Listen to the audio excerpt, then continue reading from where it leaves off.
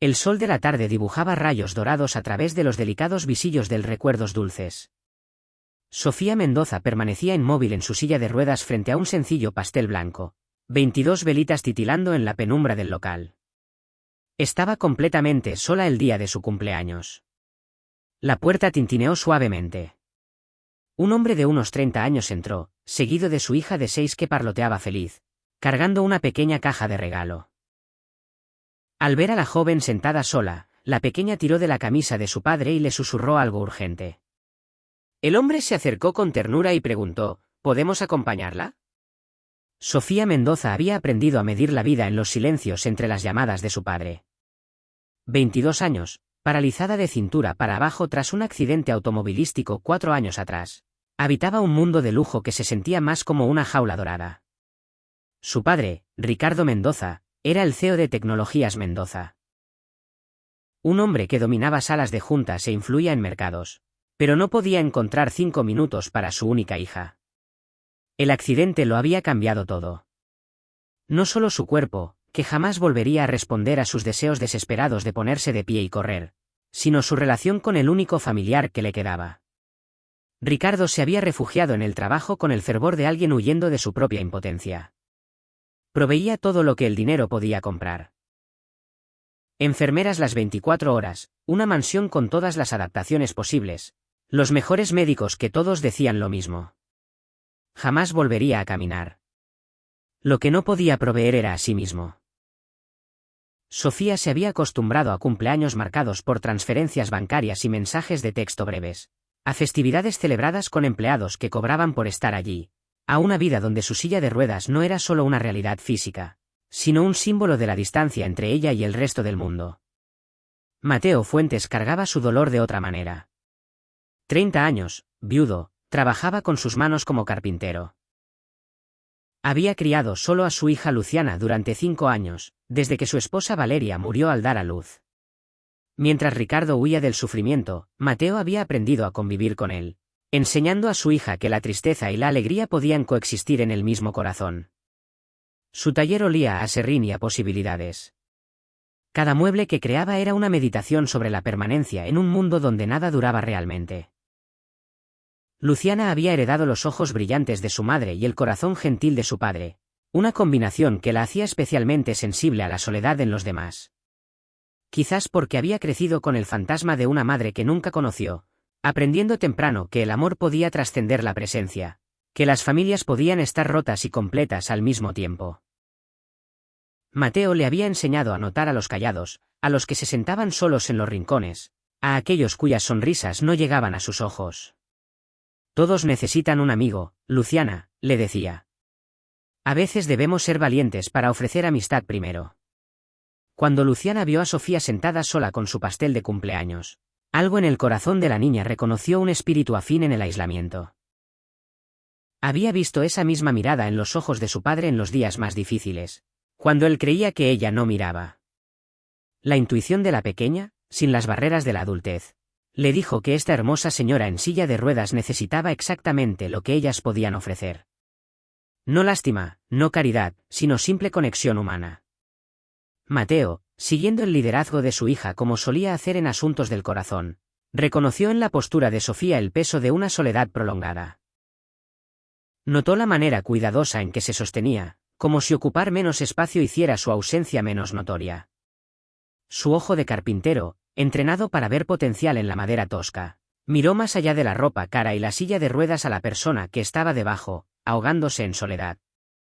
La decisión de acercarse no fue calculada ni cuestionada. Fue tan natural como respirar, tan necesaria como su próximo latido.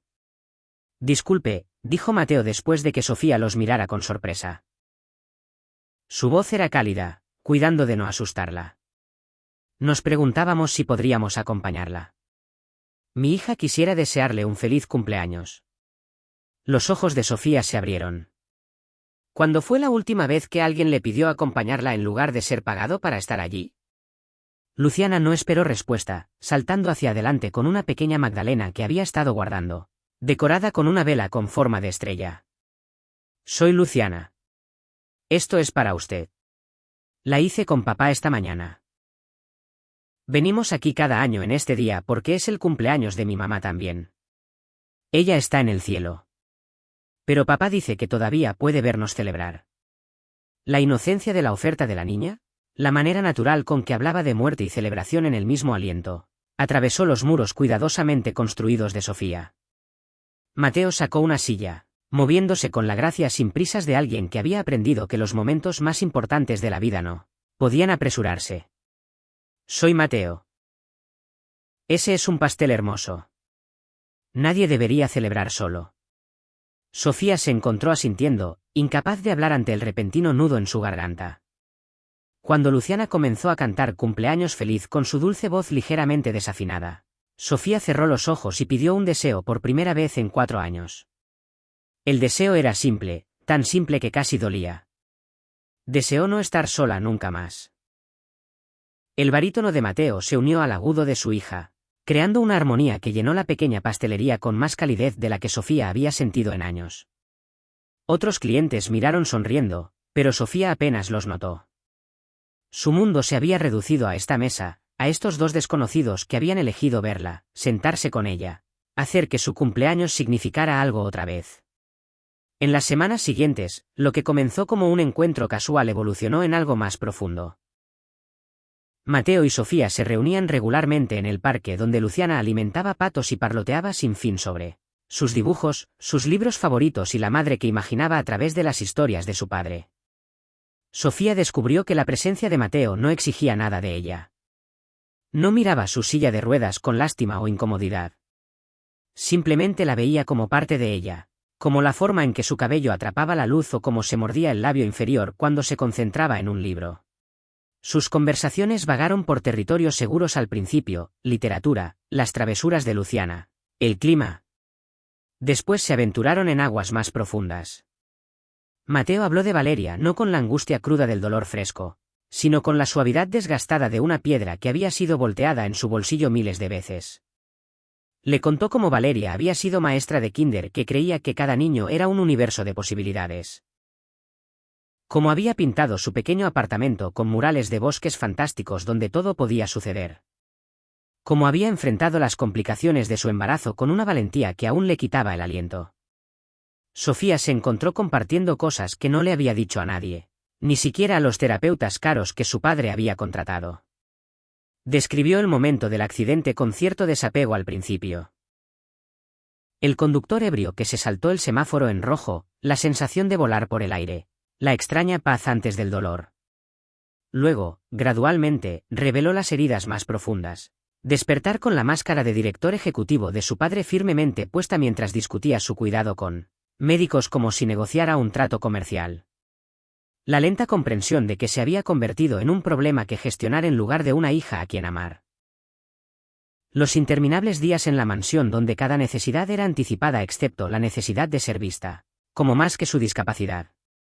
Luciana interrumpía estas conversaciones pesadas con el timín perfecto de los niños, arrastrando a Sofía a sus juegos imaginarios donde las sillas de ruedas podían volar y la tristeza era solo otro color para pintar.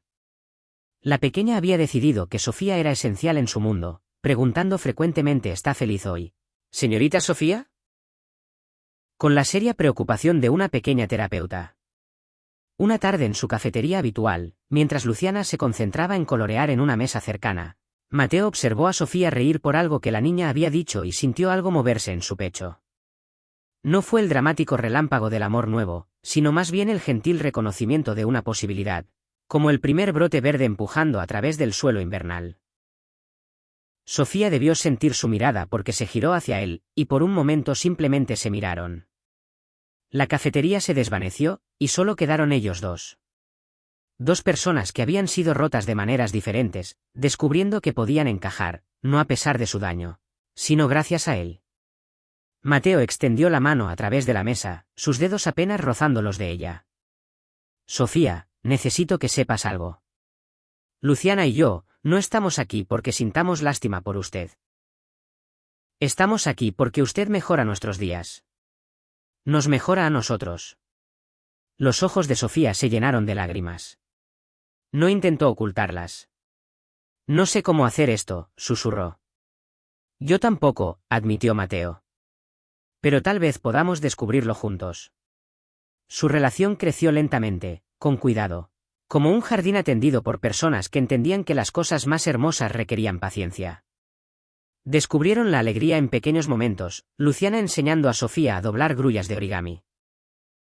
Mateo ajustando sillas de restaurante sin que se lo pidieran para que la silla de Sofía encajara perfectamente. Sofía leyendo cuentos a Luciana con voces diferentes para cada personaje mientras Mateo miraba con ojos tiernos. El universo de su pequeña familia sanadora podría haber seguido expandiéndose suavemente. Pero Ricardo Mendoza había estado observando desde las sombras de su torre corporativa. Había contratado investigadores privados en cuanto su personal doméstico reportó que Sofía estaba pasando tiempo con compañía inapropiada. Los informes en su escritorio pintaban una imagen que lo llenó de fría furia. Mateo Fuentes, un viudo de clase trabajadora con recursos modestos, pasando horas con su hija vulnerable. Para Ricardo, la conclusión era obvia. Este hombre era un depredador, apuntando a una heredera dañada. Citó a Sofía a su estudio una noche, una habitación que ella rara vez visitaba con su pared de monitores mostrando tickers bursátiles y su olor a cuero caro y decepción. Cesarás todo contacto con ese hombre inmediatamente, ordenó Ricardo sin mirar desde su computadora. Te está utilizando, Sofía. ¿Qué más podría querer de alguien como tú? La crueldad de las palabras, el desprecio casual por su valor más allá de su cuenta bancaria, golpeó a Sofía como un golpe físico. ¿Alguien como yo? Repitió, su voz peligrosamente tranquila. ¿Quieres decir tu hija rota? ¿La que no soportas mirar porque te recuerda que no eres Dios? Ricardo finalmente levantó la vista, su rostro una máscara de ira controlada que Sofía recordaba de reuniones de adquisiciones hostiles que había presenciado de niña. Te estoy protegiendo. Eres ingenua, Sofía. Has estado protegida. No entiendes cómo funciona el mundo. Sofía rió, un sonido amargo que pareció sorprenderlos a ambos. ¿Protegida? He estado prisionera. Hay una diferencia. Padre, Mateo y Luciana me ven. ¿Me ven de verdad? ¿Cuándo fue la última vez que me miraste sin ver una responsabilidad? Ricardo se puso de pie, su altura completa destinada a intimidar. Una táctica que funcionaba en salas de juntas, pero que solo hacía sentir a Sofía más pequeña en su silla. Suficiente. Si sigues viéndolo, tomaré acciones legales. Alegaré que se está aprovechando de una persona discapacitada. Destruiré su pequeño negocio de carpintería. ¿Eso es lo que quieres? Sofía sintió la trampa cerrándose a su alrededor. Sabía que las amenazas de su padre no eran vacías. Había destruido competidores con menos motivación. La idea de que Mateo y la inocente Luciana fueran aplastados por la maquinaria de su padre era insoportable. Esa noche, envió un mensaje a Mateo con manos temblorosas: no puedo verte más. Por favor, no me contactes. Lo siento.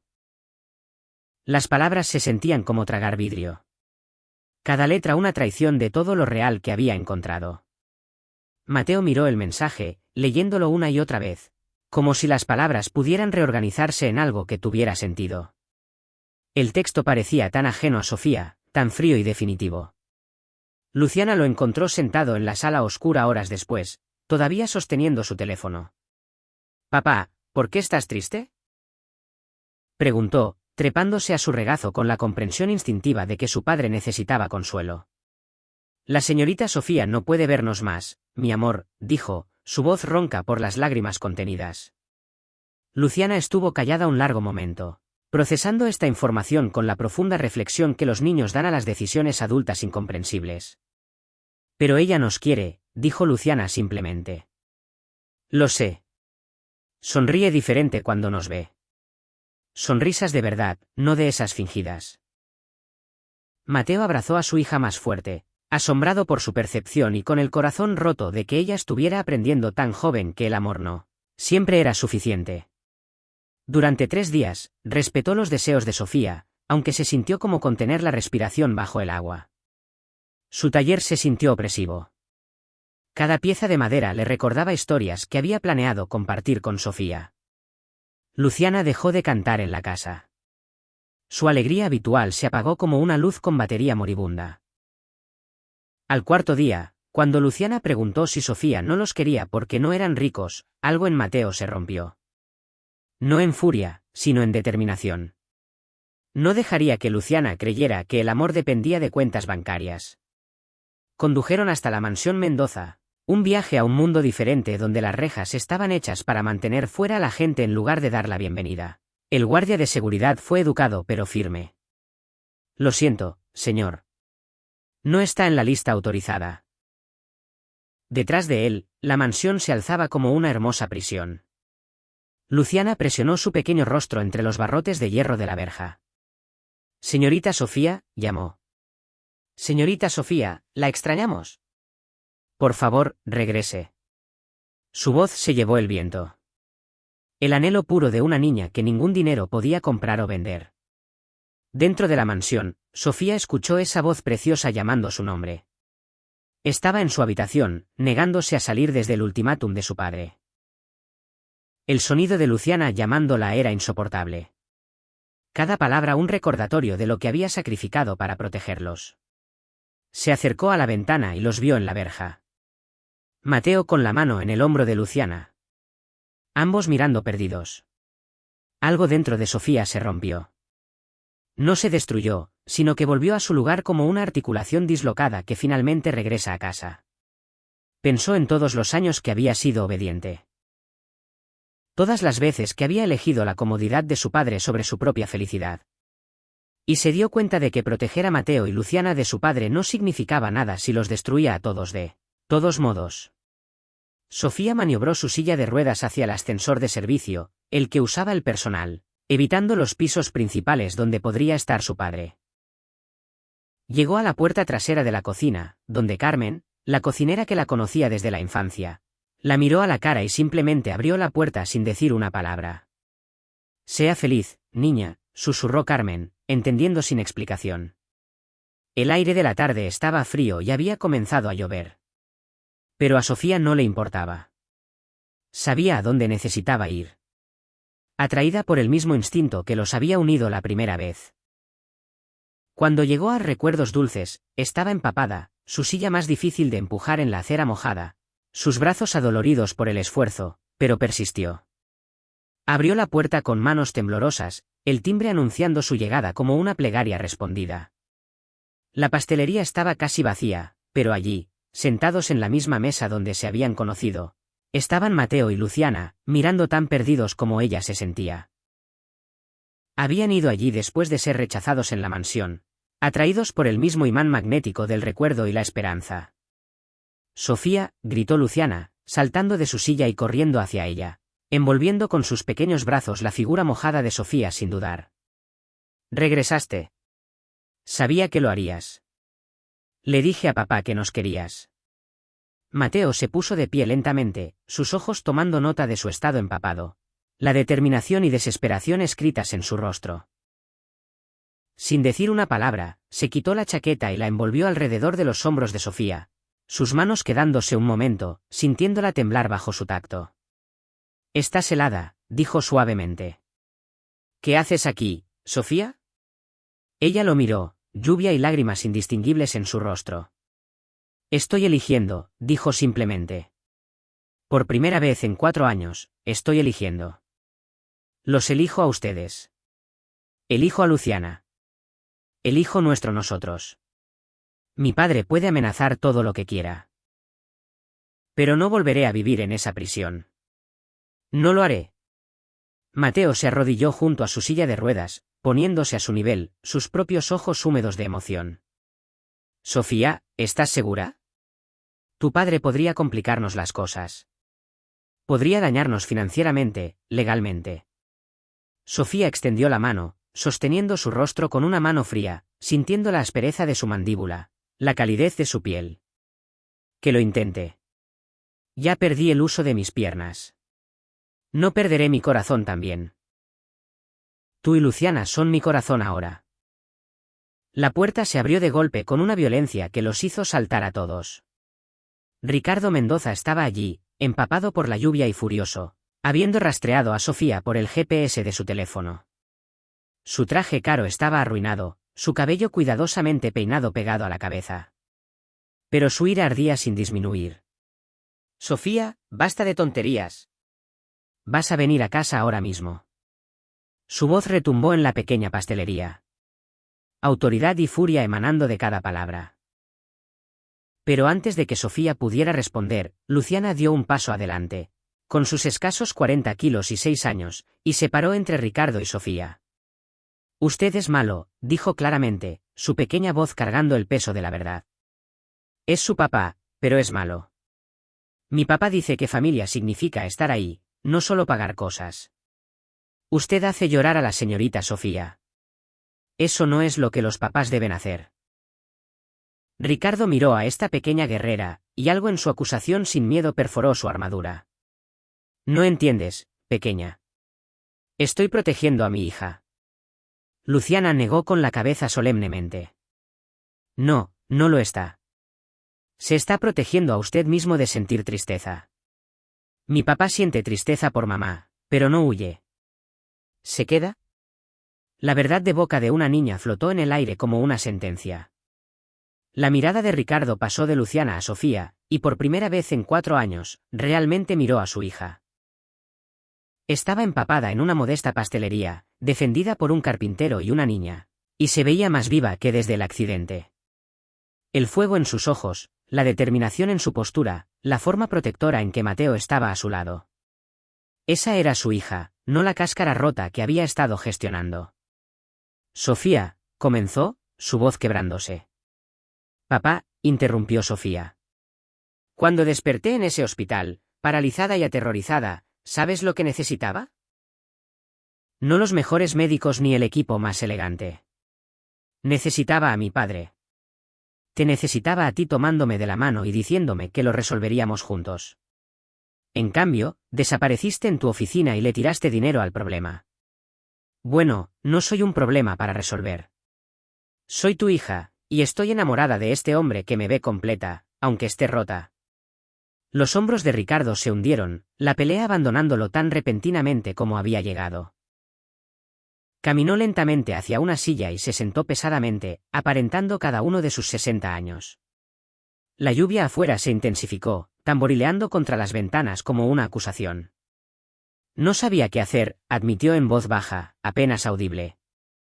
Cuando tu madre murió, pude trabajar más duro, hacer más dinero, construir una empresa más grande en su memoria. Pero cuando te lastimaste, todo mi dinero no pudo arreglarlo. Me sentí tan inútil. Soy inútil. Mateo habló por primera vez desde la llegada de Ricardo. No es inútil. Tiene miedo. Lo entiendo. Cuando Valeria murió, quise seguirla. Pero Luciana me necesitaba, así que aprendí a tener miedo y estar presente al mismo tiempo. Su hija lo necesita, señor Mendoza. No su dinero ni su protección. Solo a usted. Ricardo miró a este hombre trabajador que de alguna manera había entendido lo que él, con toda su educación y éxito, había pasado por alto. He perdido 4 años, dijo Ricardo con voz rota. ¿Cómo vuelvo de eso? Sofía se acercó en su silla a su padre, tomando su mano. Un día a la vez, papá. ¿Cómo aprendí a vivir con esta silla? Un día a la vez, juntos.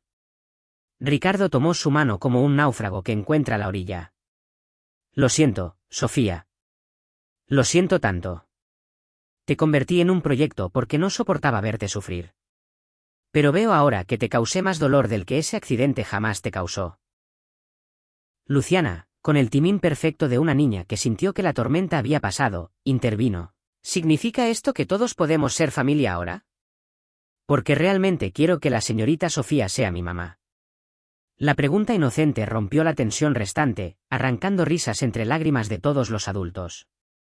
Ricardo miró a su hija, luego a Mateo, luego a la pequeña que había mostrado más valor que la mayoría de los adultos que jamás lo harían. Si me aceptan, dijo en voz baja. Me gustaría intentarlo.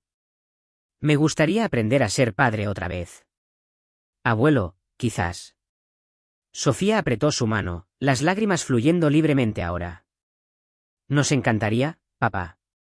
A todos nos encantaría mucho. Un año después, Recuerdos Dulces, estaba transformada con cintas blancas y flores frescas para una tarde que mezclaría celebración y recuerdo. Era el cumpleaños número 23 de Sofía. Pero más importante, era el día de su boda. Había elegido tener la ceremonia en el lugar donde su vida verdaderamente había comenzado. Donde la bondad de un extraño había abierto una puerta que ella creía para siempre cerrada. La lista de invitados era pequeña pero significativa. Los compañeros carpinteros de Mateo que se habían convertido en hermanos para él. Algunas de las amigas antiguas de Sofía que se habían reencontrado cuando salió de la prisión de su padre.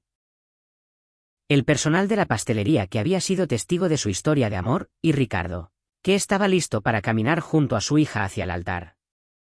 El pasillo era lo suficientemente ancho para su silla de ruedas, que Luciana había decorado con flores y cintas hasta que parecía sacada de un cuento de hadas. Sofía vestía el vestido de novia de su madre, cuidadosamente alterado para que fluyera con gracia alrededor de su silla. Y cuando sonrió a Mateo esperando en el altar improvisado, era radiante con una alegría que parecía iluminar la habitación. Ricardo había cambiado drásticamente durante el año pasado. Se había apartado de las operaciones diarias de su empresa, promoviendo a empleados de larga data y confiando en otros por primera vez en décadas. Asistía a las sesiones de terapia física de Sofía, aprendiendo cómo ayudar con ejercicios y transferencias. Más importante, había aprendido a sentarse con su hija en silencio, sin necesidad de arreglar o gestionar nada, estando simplemente presente.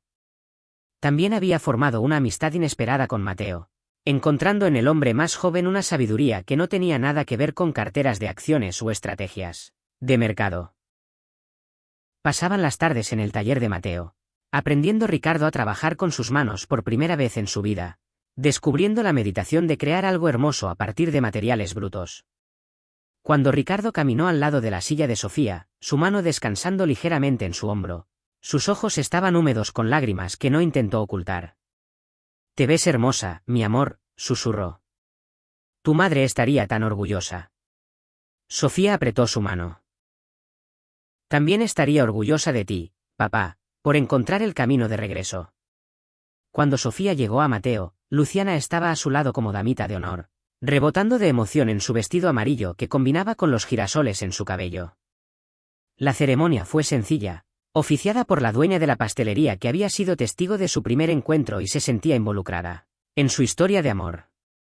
Los votos de Mateo fueron directos y profundos.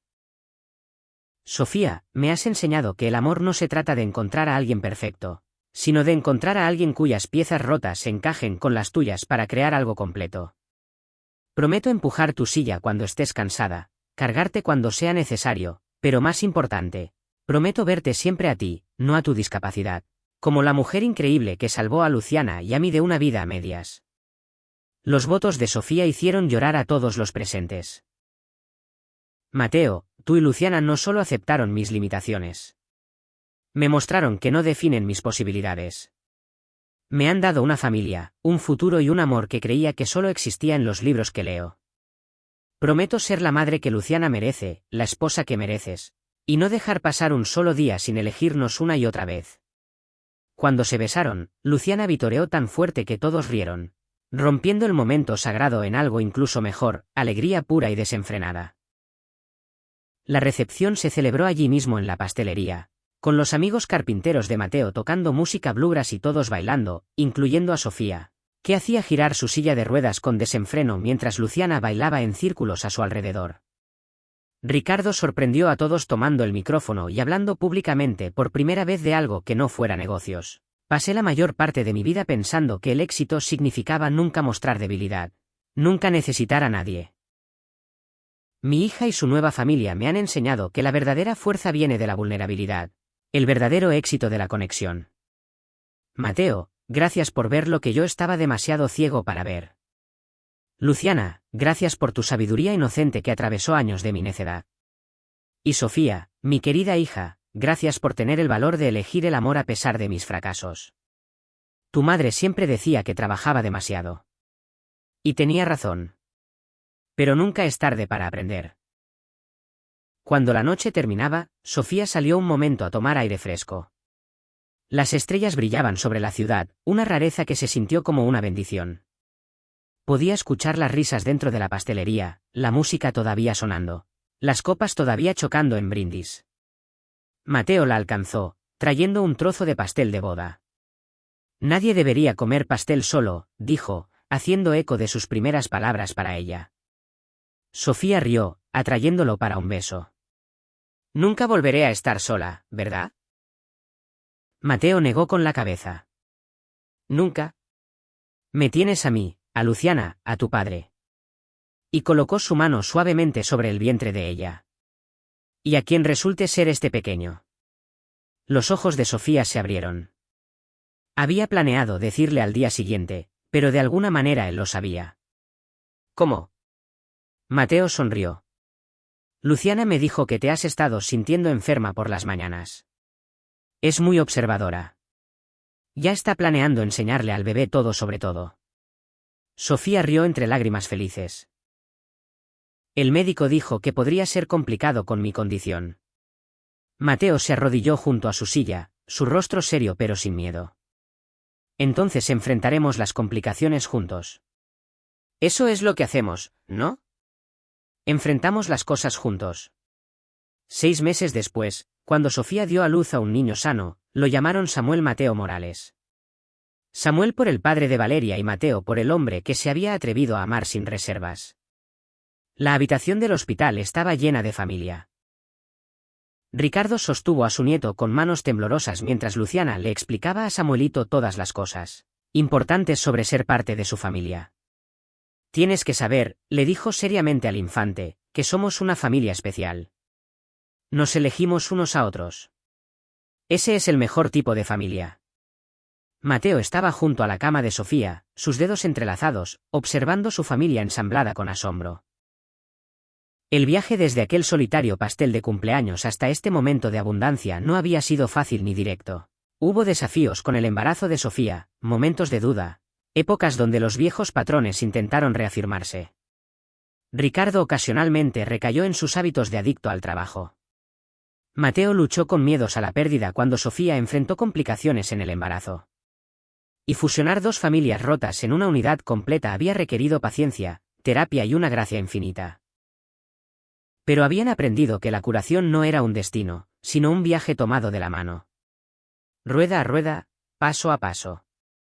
Habían descubierto que el amor no se trataba de perfección, sino de aparecer día tras día, especialmente cuando era difícil. Sofía miró alrededor de la habitación, a su padre, haciendo arrullos sobre su nieto, a Luciana, haciendo reír al bebé con muecas graciosas, a los ojos de Mateo, llenos de amor y gratitud. Y pensó en aquel deseo que había pedido en su cumpleaños número 22. Había deseado no estar sola. El universo, en su misteriosa sabiduría, le había dado mucho más.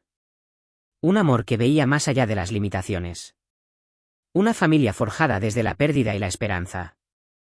Y un futuro que demostraba que a veces los jardines más hermosos crecen en la tierra más inesperada. Mientras el pequeño Samuel enrollaba sus diminutos dedos alrededor del meñique de Sofía, ella susurró una plegaria de gratitud por el camino roto que la había llevado a casa. Afuera de la ventana del hospital, las mismas estrellas que habían sido testigos de sus cumpleaños solitarios ahora velaban por una familia que se había elegido una y otra vez, y que seguiría eligiéndose por todos los cumpleaños venideros.